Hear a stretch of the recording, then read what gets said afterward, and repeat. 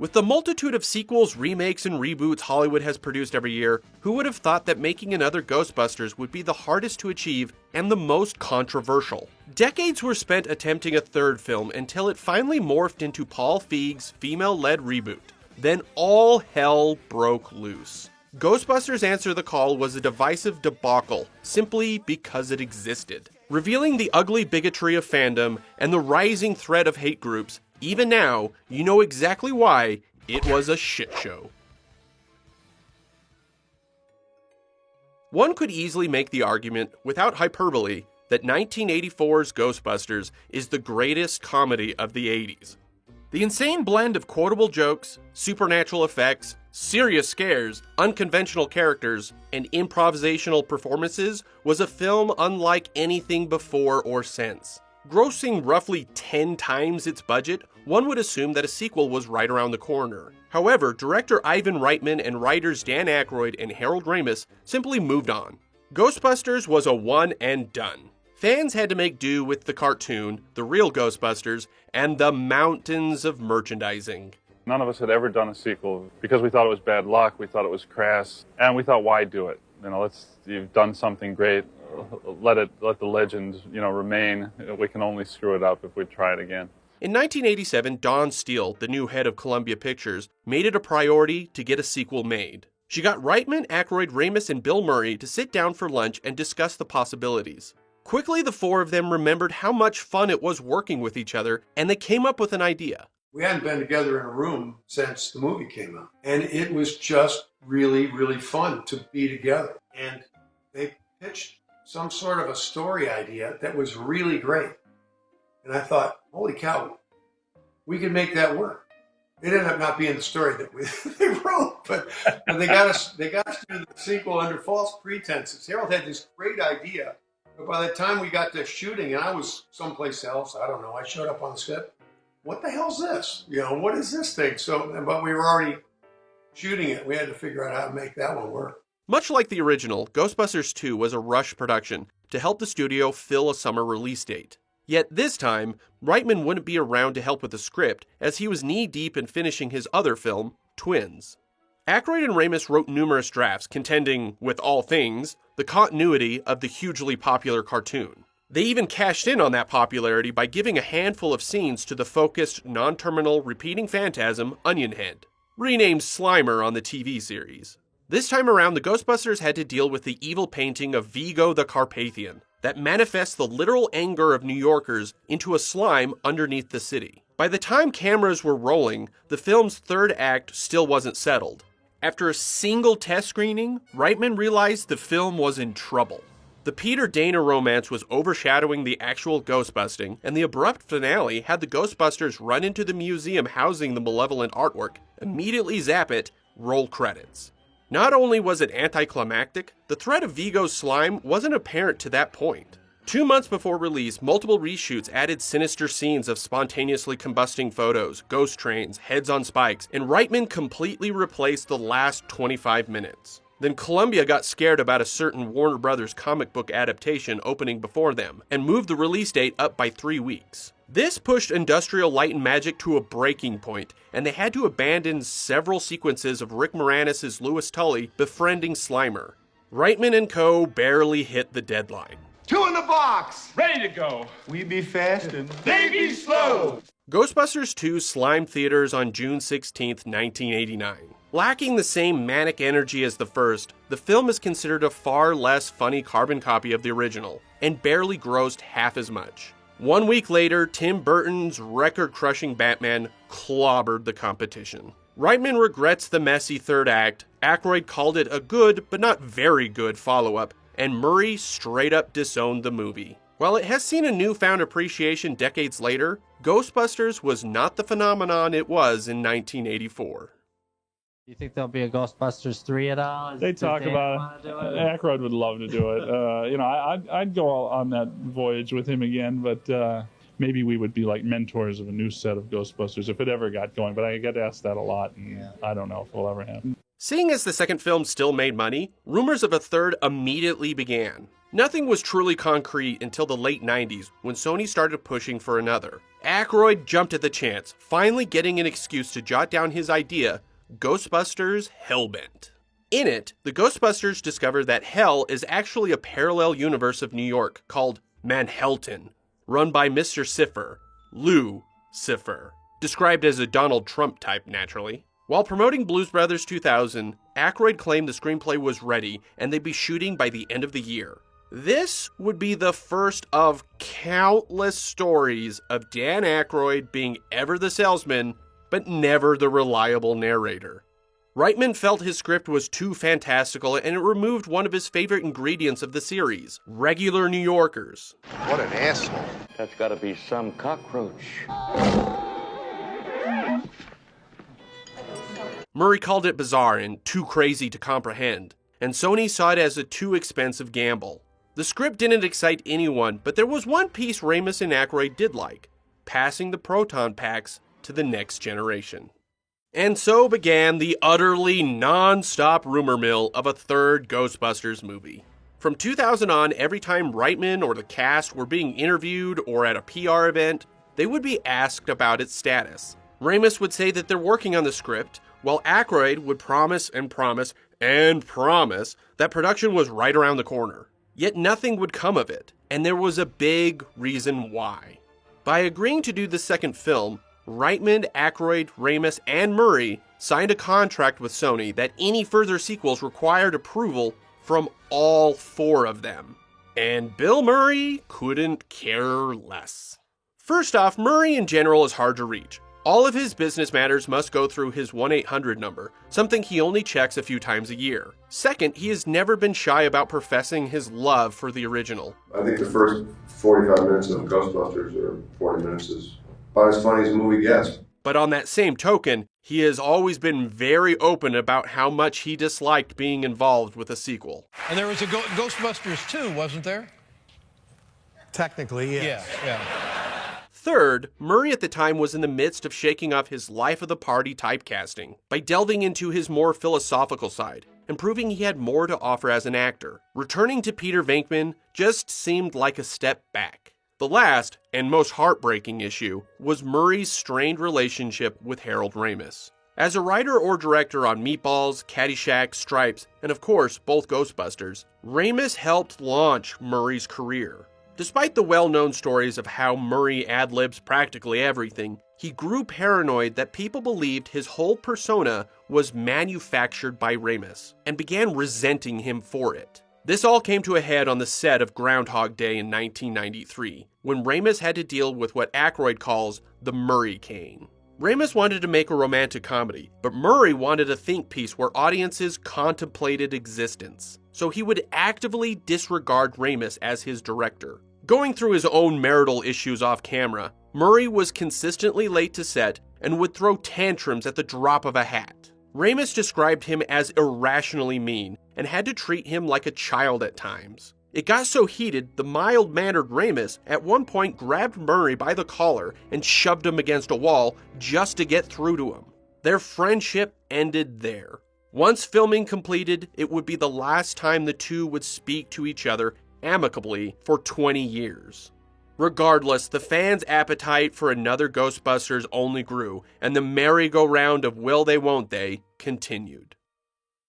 At the tail end of 2008, Aykroyd's Hellbent script was officially tossed, as Sony hired Gene Stupinski and Lee Eisenberg to start over. The two writers, from the US office, had just written Year One, the film Harold Ramis was currently directing.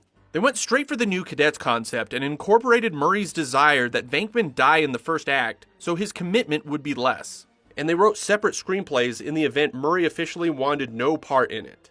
In between all of this was Ghostbusters the video game that Aykroyd and Ramis helped write, which mostly weaves a narrative tying up loose ends from the films, rehashing characters, locations, and ghosts for maximum nostalgia. And the main cast provided their voices, including Bill Murray. I always looked at this as the third movie, and I think the gamers did too, and they've developed it with that in mind. And in fact, it really is kind of a sequel. Hopefully, it will feed into the third movie and will help it get made. And that's what I'm hoping. The game itself was its own shit show. So stay tuned. It hit shelves at the same time as the Blu-ray release of the original film, which coincided with the movie's 25th anniversary. At this point, Ghostbusters 3 talk was like the Tunguska Blast of 1908. Big, loud, and over in seconds. In spite of all these new fresh ideas and faces, all the behind-the-scenes momentum died a week later when Year One debuted. Thanks to some truly awful reviews, the movie bombed, and Bill Murray refused to read anything by those writers. The next 5 years was a fool's errand getting him to look at any script, even if Ramis and Aykroyd rewrote it. Without Murray, nothing could move forward. In a way, the 1989 contract became a useful form of quality control, though it was an endless headache for Sony. To them, the movie wasn't worth being made if Murray wasn't in it. They also felt Reitman was past his prime and hoped he would be too busy to direct, so they could bring in newer talent. By 2012, everyone seemed defeated. A rumor suggested that Murray returned one of the scripts shredded with a note, "No one wants to pay money to see fat old men chasing ghosts." Aykroyd says the Murray he knows would have never done that, and Murray would like to preserve their friendship over bowing to the whims of a studio. Aykroyd then floated the idea of recasting him, and Reitman questioned if they should just remake the original.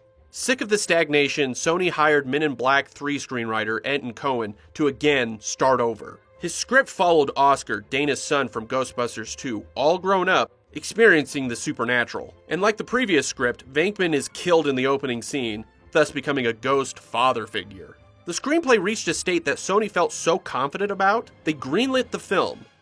Then it all fell apart. In 2010, Harold Ramis became seriously ill due to complications with an autoimmune disorder. Needing to relearn how to walk, Ramis relapsed a year later and never recovered. By early 2014, he was on his deathbed. Brian Doyle Murray pleaded with his brother Bill to make amends before Ramis was gone. Bill Murray visited his old friend one last time. Even though Ramis could barely speak, the two shared a box of donuts and reminisced about their favorite team, the Chicago Cubs. Harold Ramis died on February 24th, 2014, at the age of 69. Ivan Reitman and Harold Ramis made 5 films together, and with his friend gone, Reitman found it too hard continuing on with Ghostbusters. He told Sony he was stepping down as director and would help them find a new one. Sony found this easier said than done. Each potential director or writer they approached believed Ghostbusters to be sacred and were afraid of the project. Phil Lord and Chris Miller considered it, but with both the Lego Movie and 22 Jump Street releasing in the same year, they wanted a break. Ruben Fleischer was Sony's second choice, as he was able to get Bill Murray to cameo in Zombieland and fully embrace its cult status. Don't cross the street! I don't want to cross! Don't cross the street! Fleischer declined as well. By the fall of 2014, they had 2 interested parties, Paul Feig and Anthony and Joe Russo. Feig initially said no to making a sequel, then got excited about the notion of a reboot, because in that realm, he wouldn't be stepping on his or anyone else's cherished memories. Okay, if I was going to do this, how would I do it? And really said, well, the reason that first movie worked so well is because the idea behind it is awesome, but it's really because those people in that cast, those 4 guys, and then the amazing people around them, were at the top of their game that time. And thought, if I could work with the funny women that I know, then and showcase them through this great idea, then that gives me energy. And so that's when I said, okay, let's do it. When Feig was announced as the new director, so were his plans to reboot the series with a female ghost-busting team. He recruited Melissa McCarthy, Kristen Wiig, Kate McKinnon, and Leslie Jones as the new Busters. Flew through an easy production, and fans wholeheartedly gave the film a chance. Oh wait, we live in the cursed timeline. Ain't no bitches gonna hunt no ghosts. Oh, no, okay. Backtrack to the vile Gamergate controversy of 2014, the online anti-feminist harassment campaign that targeted women in the video game industry with threats of violence, rape, and death. The unregulated internet has always housed forums of extremist echo chambers, but Gamergate was the first of its size to galvanize racists, misogynists, and the like into a single crusade. Thanks in large part to the Pied Piper of trolls, Milo Yiannopoulos, a tech journalist for the news website Breitbart, Yiannopoulos weaponized followers of Gamergate to reject all forms of feminism, social justice, and political correctness by means of threatening critics, doxing individuals, victim blaming, and outright hate speech. Come 2015, Gamergate was inseparable from the alt-right movement, and it was easy to turn that anger towards politics and the fake news media. Intertwined in this mess was also the rise of fan entitlement, the belief that filmmakers must appease fans' own preferences or even demands if Hollywood continued to cash in on their nostalgia. Fans feel ownership over these properties, so who would know better than them? And if not satiated, some of these individuals would be extremely vocal and hostile, aka toxic fandom. After years of hearing Aykroyd sell them a Ghostbusters they'd never see, Feig's reboot wasn't in their headcanon. Toxic fans and Gamergate believers united against a common enemy. Following the announcement, Feig and his cast were immediately harassed on social media, calling out their appearances, questioning if women can be funny, claiming this wasn't what true fans wanted, and blaming them personally for ruining their favorite movie, with much harsher language. The soon-to-be troll-in-chief also joined in. And now they're making Ghostbusters with only women. What's going on? As a confused Feig said, he was just making a comedy about ghosts. Why were they so angry? His cast were very popular on Saturday Night Live, and Feig himself had a lot of nerd cred. As the creator of Freaks and Geeks, a director on multiple fan-favorite TV shows, a 20-time Comic-Con attendee, and his co-writer Kate Dippold wrote the most relatable exchange in all of television. Why would anybody ever eat anything besides breakfast food? People are idiots, Leslie. By stepping into the world of Ghostbusters, Feig apparently made a declaration for a culture war. Where was this level of vitriol for other remade classics? Like The Karate Kid, Point Break, RoboCop, Ninja Turtles, The Thing, Total Recall, Man of Steel, 2 different Spider-Mans, 3 different Batmans, all of Disney's live-action remakes, and every horror franchise ever? We're feeling a lot of outrage right now, because we want something and we know we deserve it, but we're not getting it. I'm mad, but I don't know at what anymore. Let's ignore the frequent accusations of studios making cash grabs for now. They're called franchises for a reason, folks. The difference obviously came down to chromosomes. Feig has made it his life goal to show that women in film can have as much fun as the men, especially with his recent string of hits, Bridesmaids, The Heat, and Spy. As such, the reboot was seen as a progressive gimmick that social justice warriors were out to erase their childhoods, and like Gamergate before it, a fear of white male disenfranchisement. We are sick and tired of this feminized society. Men have had a very rough go of it for just recently, and it ends now. After months of non-stop sexist abuse and death threats, Feig, drunk on wine, tried talking sense to the trolls before giving up and signing off with an understandable, go f*** yourself. But as Reitman warned Feig, acknowledging them only validated them. The true Ghostbusters fans who dress up, do the cosplay and all that, they're the most wonderful, welcoming people. They're so generous. They've been just nothing but supportive. All this other stuff around it exploded, which I tried to ignore. And then very stupidly, probably the biggest mistake I made in my career, I actually, played into it, went after some of the guys who were just being so terrible to my cast.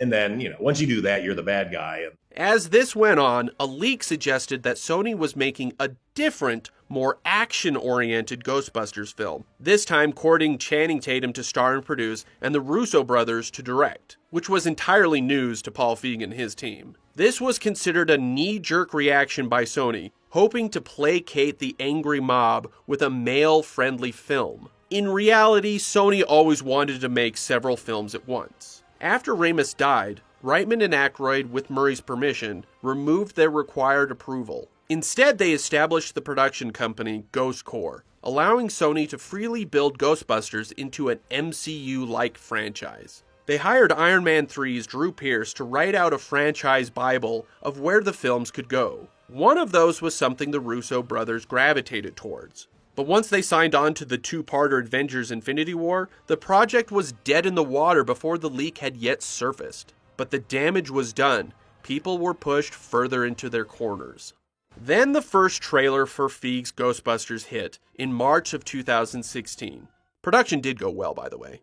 Some were underwhelmed, many were confused by the title card suggesting it was a sequel, and others were furious, making the video the most downvoted film trailer in YouTube history.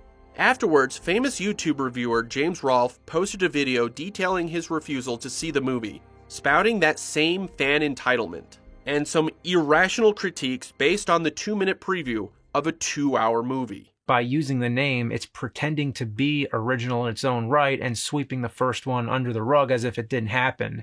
To me, personally, it officially ended with the death of Harold Ramis. Well, at least he didn't live to see this shit. Rolfe's video exploded, reaching over 4 million views, with plenty calling him out for judging a book by its cover. Made all the more ironic when Rolfe complained about his critics having not actually watched the movie, or his video. Nonetheless, the video was a lightning rod that sparked a wave of anti-2016 Ghostbusters sentiment on YouTube that still continues today. And the further down the algorithm you are, the scarier it gets. Toxic fandom turned mainstream. Plus, while one side feared the fall of the patriarchy, others were mad that the only black woman in the cast wasn't also a scientist. Paul Feig couldn't win. Leading up to the release, the hole only got deeper and darker. Sony partnered with the NBA for promotions, but the total lack of any cast members in the ads felt like another bullet Sony was trying to dodge. China would not screen the film at all due to their rule that movies can't promote cults or superstition, a major hit for its international box office. Worried about cataloging issues and TV listings, Sony also renamed the film Ghostbusters Answer the Call sometime after debuting the trailer. It too came off as Sony attempting to satisfy fans, whether true or not. And what is now par for the course, trolls review bombed the movie on Rotten Tomatoes, IMDb, and Metacritic, weeks before anyone would have actually been able to see it. The last straw was the worst. During opening weekend, Yiannopoulos aimed all his bigotry and complete lack of decorum toward Leslie Jones. His explicitly repulsive tweets were a dog whistle for his acolytes to follow suit, convincing them that she somehow deserved this treatment. In a matter of hours, Jones received thousands of racist and sexist messages filled with threats of extreme violence and death. What's scary about the whole thing is that the insults didn't hurt me. Unfortunately, I'm used to the insults. That's unfortunate. But what scared me was the injustice of a gang of people jumping against you for such a sick cause. Yeah. They just like everybody has an opinion and it all comes at you at one time. And they really believe in what they believe in. Yeah. And it's so mean. Like, it's so gross and mean and unnecessary. And to let people know freedom of speech, because I know a lot of people came at me with that. Hate speech and freedom of speech, two different things. Two different things. Twitter banned Yiannopoulos permanently. In retaliation, trolls hacked Jones's iCloud account, leaking personal photos, information, and passwords. Again, because she starred in a comedy about ghosts. Yiannopoulos and the alt-right eventually moved on, setting their sights on the US election. Ghostbusters Answer the Call busted into theaters July 15th, 2016. Much to the chagrin of trolls, the likable cast, fun special effects, and solid story earned the movie decent reviews, which in turn was proof of a conspiracy. But after all that bitching and moaning, the film's ultimate crime is that it was fine. Just another mildly amusing studio comedy. A fate that could have easily happened no matter the gender of the actors. The constant controversy around the movie may have damaged its box office potential. Nevertheless, it trapped a healthy $230 million worldwide. However, it was clear by August the movie wouldn't reach its break-even point of $300 million. Sony put all their ghosts in that one containment unit, and it underperformed. Any future film plans were put on hold. Though he liked the film, Aykroyd threw Feig under the bus for the failure, claiming he didn't listen to his or Sony's advice. Paul Feig made a good movie, and there's some great things in it, and the girls are great in it. I was mad at him because he cost too much.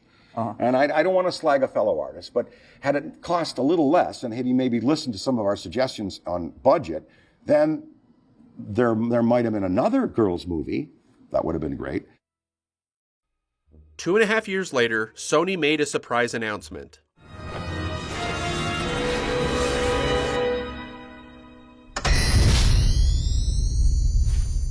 Another Ghostbusters film, this time to be directed by that little punk from the second one. Jason, Well, some people hush. have trouble believing in the paranormal. No, he just says you guys are full of crap and that's why you went out of business. Jason Reitman, Ivan's own son, spent the last 15 years as a writer-director before approaching his father's legacy. Obviously, I'd been asked my whole life, would I ever make a Ghostbusters movie? It came to me through this girl, I imagined this 12-year-old girl standing in a field with a proton pack, and it was only later that I realized that this was Egon Spengler's granddaughter.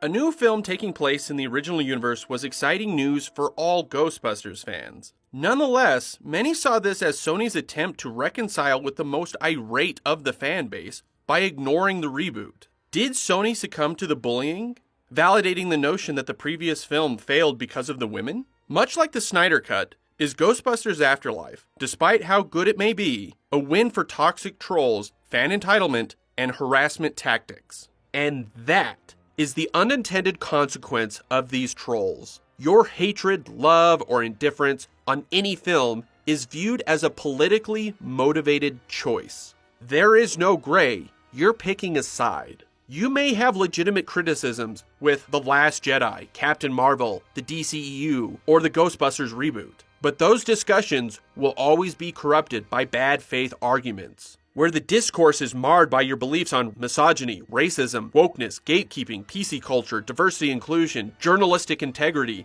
critics versus fans, rather than the quality of the films themselves. Are we unable to have reasonable disagreements on pieces of art without tripping the landmines set by these trolls? This is the everything is political landscape we now reside in. Leave it to trolls to ruin everything. Or, to put it another way, people are idiots, Leslie. Yet for all those who thought Afterlife was born out of the contempt of progressivism, they couldn't be further from the truth. It's because of Paul Feig that it exists. Answer the Call paved the way for Afterlife. Jason Reitman wasn't out to take back the franchise. He was there to prove all the trolls wrong. And also, Paul, to express gratitude to you for kicking down the door on what a Ghostbuster and who a Ghostbuster can be. You were the first one through the door, and you were the person who was going to allow it so that I can make this movie and many other good people can make Ghostbusters movies about people of every race, every gender, for people around the world. There are all kinds of Ghostbusters movies that I want to see. Thank you for making that possible.